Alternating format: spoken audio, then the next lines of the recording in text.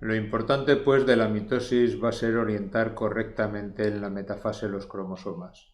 Y para esto va a hacer la célula el mayor de sus esfuerzos.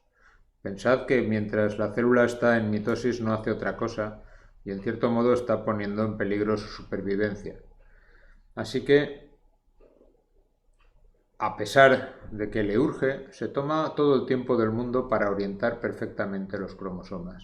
Ahora, una vez los tiene perfectamente orientados, pues muy rápidamente ya puede separarlo y convertirse en dos células. La anafase, la telofase y la citocínesis van a ocurrir muy rápido y en cierto modo todas estas fases van a ocurrir simultáneamente. ¿Cómo se asegura la célula de que todo está correctamente orientado? Puesto que este fenómeno va a ocurrir millones de veces en la vida de un organismo, hay que hacerlo muy bien y podemos suponer que la maquinaria para ello va a ser muy complejo. Efectivamente, aquí hay un punto de control muy importante entre la metafase y la anafase. El final de la metafase, los cromosomas se van a separar, se van a cortar entre ellos y rápidamente, muy rápidamente, en cuestión de pocos minutos, se va a separar una célula de la otra y las células se van a partir. Y están controlados por un complejo que se denomina complejo promotor de la anafase, APC o ciclosoma, que es lo mismo. Y aquí tenemos un esquema de cómo funciona. Realmente aprenderse todo esto en detalle está fuera de la intención de lo que estamos hablando en estas charlas, pero entender un poco cuál es el mecanismo no es difícil. El complejo promotor de la anafase, el ciclosoma, realmente es un complejo que ubiquitiniza cosas. Cuando ubiquitinizas una proteína, la estás marcando para ser destruida. Así que realmente la función del complejo promotor de la anafase es acabar con la metafase, destruyendo aquellas cosas que impiden progresar al ciclo. Pero claro, mientras los cromosomas no están totalmente bien ordenados, realmente el complejo promotor de la anafase a su vez está inhibido.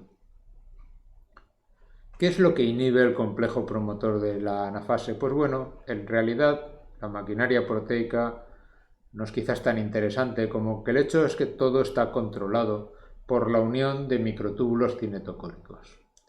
Mientras quede un sitio en los cromosomas, esto representa el cinetocoro y la maquinaria que hay en ellos, mientras en el cinetocoro quede un sitio de unión a los microtúbulos que no tenga unido un microtúbulo, habrá factores que bloquearán la entrada en la anafase, que bloquearán la acción del complejo promotor de la anafase.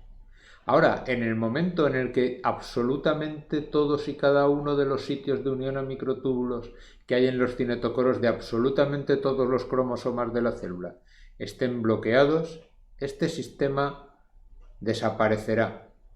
Se bloqueará al que bloquea, eso liberará al complejo promotor de la anafase que al ubiquitinizar distintos mecanismos tanto del cinetocoro como proteínas solubles, pues hará que estas proteínas sean destruidas en los proteosomas. Y entre ellas hay unas proteínas muy interesantes. Hay una proteína que se denomina securina,